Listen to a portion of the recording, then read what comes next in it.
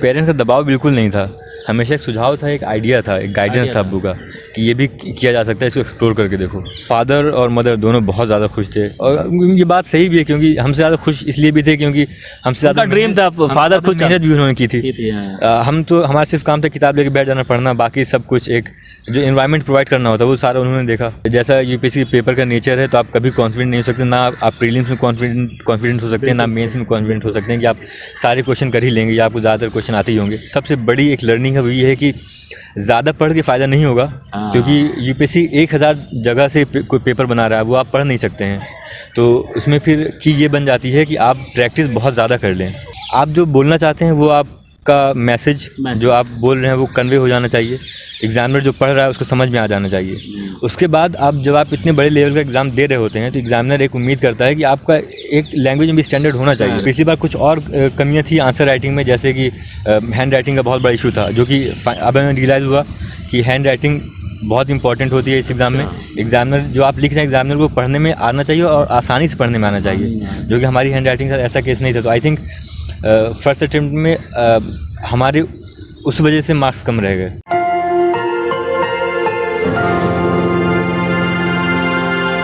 दोस्तों इस वक्त हैं हमारे साथ आमिर खान, जिन्होंने इस बार यूपीएससी 2022 में 154th रैंक हासिल की है।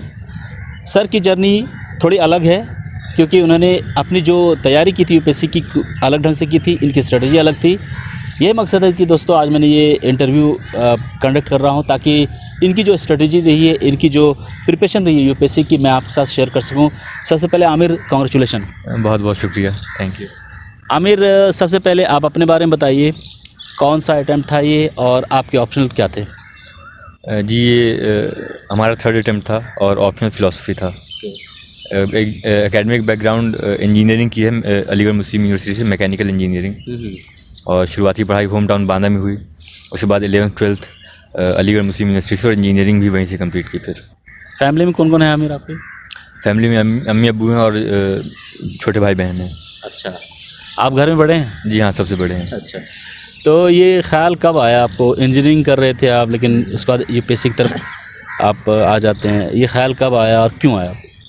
ये ख्याल हमें लगता है सबसे पहले अब्बू के दिमाग में काफ़ी टाइम से था। अच्छा। और हमारा तो इस तरफ ज़्यादा इंक्लिनेशन नहीं था, लेकिन जब कॉलेज पहुँचे तो वहाँ पे काफ़ी लोगों से मिलने का मौका मिला और काफ़ी चीज़ें पढ़ने और जाने समझने का मौका मिला, तो समझ में आया कि एक ऐसा फील्ड है जिसमें काफ़ी स्कोप है समाज में कुछ पॉजिटिव कंट्रीब्यूशन करने का। और अब्बू का हमेशा एक मोटिवेशन रहता था, पुश एक रहता था। तो फिर एक फाइनली डिसाइड किया कि कॉलेज के बाद यूपीएससी की प्रिपरेशन करनी है। लोग कहते हैं ना कि आपको जब इंटरेस्ट हो, जिसमें इंटरेस्ट हो वही करना चाहिए। आपकी शुरू में इंटरेस्ट नहीं थी, पेरेंट्स चाहते थे, तो उस चीज़ को पहले क्या करना चाह रहे थे आप, और पेरेंट्स के दबाव में आप फिर इस तरफ आए, कुछ ऐसा था क्या? नहीं, पेरेंट्स का दबाव बिल्कुल नहीं था, हमेशा एक सुझाव था, एक आइडिया था, एक गाइडेंस था अब्बू का कि ये भी किया जा सकता है, इसको एक्सप्लोर करके देखो। तो एक्सप्लोर खुद किया था और फिर फैसला भी खुद का ही था। पेरेंट्स का सिर्फ मोटिवेशन और एक डायरेक्शन दिखाना था उनका। तो जहाँ तक इंटरेस्ट का सवाल है तो एकेडमिक्स में इंटरेस्ट है और यूपीएससी की जब तैयारी शुरू की तो उसमें काफ़ी नई चीज़ें पढ़ने को मिली और पढ़ने का पहले से भी शौक़ था, तो यूपीएससी की तैयारी भी काफ़ी इंटरेस्टिंग लगी। मतलब शुरुआत में इंटरेस्ट नहीं था, लेकिन बाद में घर से पेरेंट्स ने बोलना शुरू किया तो आप इसको समझना शुरू किया। जी। और जब समझना शुरू किया तो आपको देखने में अच्छा लगा और फिर वहाँ से इंटरेस्ट आप शुरू हुआ, फिर इसमें लग गए। फर्स्ट अटेम्प्ट में क्या हुआ था, सेकंड अटेम्प्ट में कहाँ तक पहुँचे थे आप? फर्स्ट अटेम्प्ट में प्रीलिम्स क्वालिफाई किया था, मेंस क्वालिफाई नहीं हो पाया था। अच्छा। सेकंड अटेम्प्ट में मेंस भी क्वालिफाई किया, लेकिन इंटरव्यू से बाहर हो गए। फिर थर्ड अटेम्प्ट में फाइनली कंसिस्टेंटली आप आगे बढ़ते गए। Okay, great. As a optional philosophy आपकी, राइट? जी। फ़िलासफ़ी बहुत ही कम बच्चे लेते हैं एज ऑप्शनल। कितना टफ होता है? इंजीनियरिंग बैकग्राउंड से डायरेक्ट आप फ़िलासफ़ी की तरफ आ जाते हैं, कैसे हम इसको कनेक्ट करें? आपकी जो एकेडमिक जो प्रिपरेशन थी। देखिए, एकेडमिक तौर पे तो फ़िलासफ़ी और इंजीनियरिंग में मतलब डिस्कनेक्ट ही है, कनेक्शन तो बहुत, इसीलिए मैं पूछा था जी, बहुत फेंट सा कनेक्शन होगा अगर आप निकालना भी चाहें तो। रही बात डिफ़िकल्टी की, तो ऑप्शनल कोई भी तभी लेना चाहिए जब उसमें आपको इंटरेस्ट हो, और हमें फ़िलासफ़ी में इंटरेस्ट था। और फिर जब इसका एक सिलेबस वगैरह एक्सप्लोर किया, सिलेबस काफ़ी लिमिटेड है इसका। इस सोर्सेज ईज़िली अवेलेबल हैं, गाइडेंस ईज़िली अवेलेबल है, तो फिर इसलिए फ़िलासफ़ी ऑप्शन ले लिया। रिसोर्सेज कैसे इजीली अवेलेबल है? कहाँ से बच्चा कोई अगर कोई फ़िलासफ़ी लेता है ऑप्शनल, कैसे करेगा उसके लिए? इसकी कुछ स्टैंडर्ड बुक्स आती हैं, 4 पार्ट्स होते हैं इसमें, 2 पेपर में 4 पार्ट्स, इंडियन वेस्टर्न पेपर 1 में और फिलोसफी ऑफ रिलीजन और सोशियो पॉलिटिकल फिलोसफी पेपर 2 में। तो चारों की स्टैंडर्ड बुक्स आती हैं और उसके अलावा आप किसी कोचिंग का मटेरियल उसके नोट भी पढ़ सकते हैं और इंटरनेट पे बहुत इजीली अवेलेबल रहती है सारी इन्फॉर्मेशन, तो वो भी एक बहुत इंपॉर्टेंट सोर्स है। क्या फ़िलासफ़ी ऑप्शनल के लिए हमें कोचिंग की ज़रूरत है क्या? देखिए, कोचिंग का जहाँ तक सवाल है तो वो कैंडिडेट की ख़ुद की अपनी असेसमेंट पे डिपेंड करता है, निर्भर करता है कि वो अपने आप को कहाँ पाता है इस तैयारी में। जैसे मेरा इंजीनियरिंग बैकग्राउंड था, उसके बाद सीधे स्विच करना ह्यूमैनिटीज़ में, तो एक तो सिलेबस वगैरह समझना भी मुश्किल हो जाता, और अगर ख़ुद से पढ़ते तो फिर बहुत सारी चीज़ें पढ़ते, उसके बाद डिस्टिल करने में बहुत टाइम लग जाता। इसलिए हमने कोचिंग कर ली, उसमें हमें direct to the point syllabus पढ़ा दिया गया। तो अगर आपके साथ भी ऐसा है तो आप कोचिंग ज्वाइन कर सकते हैं, लेकिन कोचिंग कोई ऐसा नहीं कि बहुत ज़रूरी है या कोचिंग इंडिस्पेंसेबल नहीं है, आप बिल्कुल बिना कोचिंग भी तैयारी कर सकते हैं, काफ़ी लोग करते भी हैं, तो वो व्यक्तिगत तौर पे निर्भर करता है। देखिए, बोलने को तो बोला जा सकता है कि आप ये कर लें वो कर लें, आप कॉन्फिडेंट हो जाएंगे, लेकिन हम लोग यहाँ रियलिस्ट होना होगा कि जैसा यूपीएससी पेपर का नेचर है, तो आप कभी कॉन्फिडेंट नहीं हो सकते, ना आप प्रीलिम्स में कॉन्फिडेंट हो सकते हैं, ना मेंस में कॉन्फिडेंट हो सकते हैं कि आप सारे क्वेश्चन कर ही लेंगे या आपको ज़्यादातर क्वेश्चन आते ही होंगे। इसमें जब पेपर का नेचर देखते हुए जो सबसे बड़ी एक लर्निंग है वो ये है कि ज़्यादा पढ़ के फ़ायदा नहीं होगा, क्योंकि यूपीएससी 1000 जगह से कोई पेपर बना रहा है, वो आप पढ़ नहीं सकते हैं।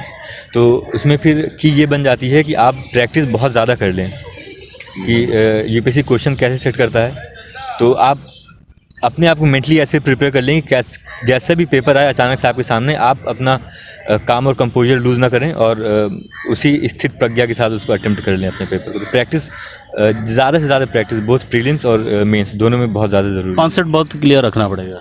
कॉन्सेप्ट तो वो तो बहुत ज़रूरी है, कॉन्सेप्ट के बिना तो कुछ हो ही नहीं सकता, लेकिन अपार्ट फ्रॉम दैट भी प्रैक्टिस बहुत। आपने जीएस के लिए कैसे तैयारी की थी? क्या क्या रिसोर्सेज यूज़ किए थे और क्या इसमें कोचिंग की भी ज़रूरत पड़ी थी आपको? नहीं, जीएस की कोचिंग नहीं की थी हमने, और जहाँ तक रिसोर्सेज का सवाल है तो जो बेसिक सोर्सेज मार्केट में वही फॉलो किया था, कोई बहुत ज़्यादा नया या अलग सा कुछ फॉलो करने की कोशिश नहीं की। तो जैसे लक्ष्मीकांत, स्पेक्ट्रम, जियोग्राफी में एनसीईआरटी, जीसी लियोंग वगैरह, यही किताबें फॉलो की थी। उसके अलावा करंट अफेयर्स के लिए मंथली मैगजीन, और उसको बहुत करंट अफेयर्स पे बहुत ज़्यादा फोकस करके डिलीजेंटली पढ़ा था थ्रू आउट में प्रिपरेशन, और न्यूज़पेपर अच्छे से पढ़ना होता है।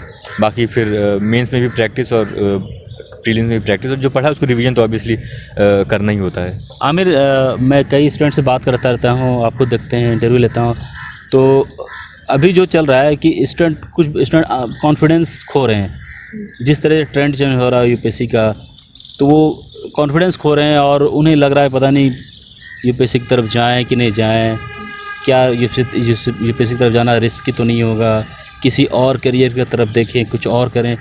तो ऐसे स्टूडेंट जो अभी बहुत ही, कहते हैं ना हिंदी में वर्ड है, असमंजस की स्थिति, डॉट में, उसको कैसे सजेस्ट करेंगे? आप क्या कहना चाहेंगे वैसे?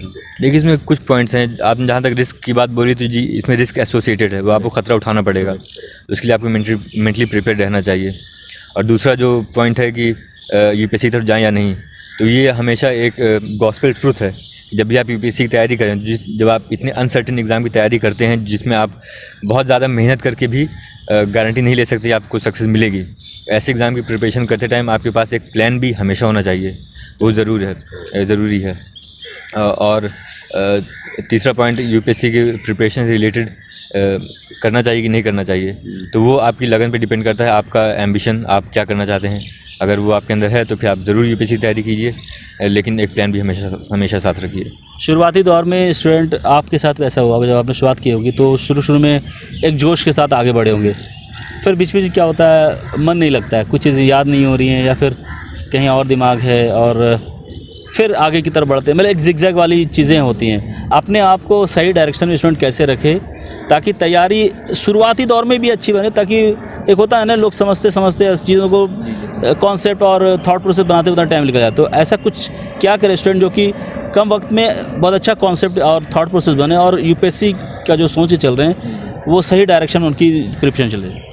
जी देखिए, यूपीएससी की तैयारी, मतलब आपने बिल्कुल सही बोला कि लोग जब शुरुआत करते हैं तो 1-1.5 साल का प्लान लेके ही चलते हैं, लेकिन अक्सर उससे बहुत ज़्यादा लंबी हो जाती है, 2-3 गुना बढ़ जाती है, कभी 3-4 साल भी लग जाते हैं।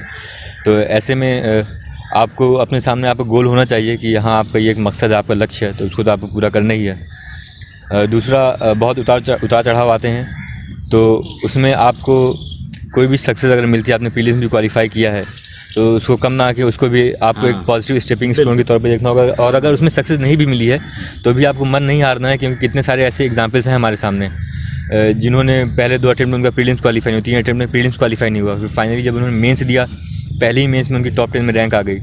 तो आपको ये अपना दिमाग माइंडसेट लेके चलना है कि ऐसा ही पेपर का नेचर है। तो जब आपको मतलब मेंटली प्रिपेयर्ड रहेंगे आप, तो आप अपने जो उतार चढ़ाव हैं उनसे जूझने में ज़्यादा कैपेबल रहेंगे। दूसरा फिर एक फैमिली का सपोर्ट रहता है, आपके दोस्तों का सपोर्ट रहता है, एक सपोर्ट सिस्टम कैसा भी हो वो रहना बहुत ज़रूरी है। आमिर, इस बार कैसा सोच रहे थे आप रिजल्ट को लेके? क्या था, मतलब कैसा लग रहा था आपको? रिज़ल्ट को लेके पॉजिटिव थे? पॉजिटिव तो क्या कहेंगे इसमें, मतलब आप पॉजिटिव नेगेटिव नहीं रह सकते, आप होपफुल रहते हैं, विशफुल रहते हैं कि काश हो जाए। अच्छा, लेकिन हो जाएगा कि नहीं वो नहीं कह सकते। और जहाँ तक इस अटेम्प्ट का सवाल था, तो out of all my 3 attempt हो गया, वाह, हाँ ऐसे ही लगता है हमेशा। चलो नहीं हुआ तो भी लगता है कि अच्छा कुछ ना कुछ गलती की होगी, हो गया तो लगता है कि हाँ ये सारी जो चीज़ की वो सही है। तो out of my all 3 attempt ये वाला वीकेस्ट अटेम्प्ट था, क्योंकि लास्ट टाइम इंटरव्यू दिया था और रिजल्ट के आने के 5 दिन बाद ही प्रीलिम्स था। तो इस बार प्रीलिम्स बिना पढ़े हुए दिया था 5 दिन में, मतलब इतना ज़्यादा टेंशन थी, इतनी मतलब निराशा थी, तो पढ़ाई हो ही नहीं पाई बीच में। और फिर मेंस और प्री और मेंस के बीच में भी थोड़ा पर्सनल कुछ ऐसे इवेंट्स हुए कि बहुत ज़्यादा उस टाइम डिस्ट्रैक्शन था, फोकस नहीं कर पाया पढ़ाई में। तो इस बार काफ़ी डर लग रहा था, लग नहीं रहा था इस बार क्वालिफाई होगा। लेकिन फिर भी एक उम्मीद रहती है कि जो इतना शुरू से मेहनत की है शायद वो काम आ जाए, हो जाए। और फाइनली जब हो गया तो लगा कि हाँ मतलब कुछ ना कुछ तो काम कर ही गया होगा। तो हमें लगता है आपसे ज़्यादा आपके फादर खुश हुए होंगे जब रिजल्ट आए? फादर और मदर दोनों बहुत ज़्यादा खुश थे, और ये बात सही भी है, क्योंकि हमसे ज़्यादा खुश इसलिए भी थे क्योंकि हमसे ज़्यादा ड्रीम था, फादर खुद मेहनत भी उन्होंने की थी। हम तो हमारा सिर्फ काम था किताब लेके बैठ जाना, पढ़ना, बाकी सब कुछ एक जो इन्वायरमेंट प्रोवाइड करना होता है वो सारा उन्होंने देखा। मतलब आपके वालिद और वालदा ने चाहा कि मेरा बेटा ये करे और आपने करके दिखाया, एक बहुत बड़ी बात होती है। ये एक खुशनसीब हैं ऐसे माँ बाप जो सोचते हैं और बच्चा उस चीज़ को सीरियसली लेके खरा उतरने की कोशिश करता है आपकी उम्मीदों में। And Aamir is one of them.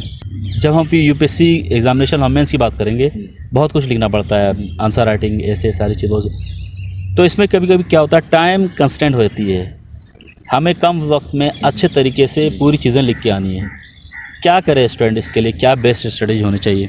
इसके लिए भी प्रैक्टिस ज़रूरी है। और जब प्रैक्टिस क्या करेंगे? प्रैक्टिस में आप ये करिए कि आप एक तो टाइम बाउंड प्रैक्टिस कीजिए। आंसर जब भी लिखिए तो जैसे 10 नंबर के सवाल होते हैं और 15 नंबर के सवाल होते हैं। 10 नंबर के लिए आपके पास 6-7 मिनट के बीच में टाइम रहता है, और जो 15 नंबर वाला सवाल होता है उसमें 11-12 मिनट के करीब वक्त मिलता है आपको।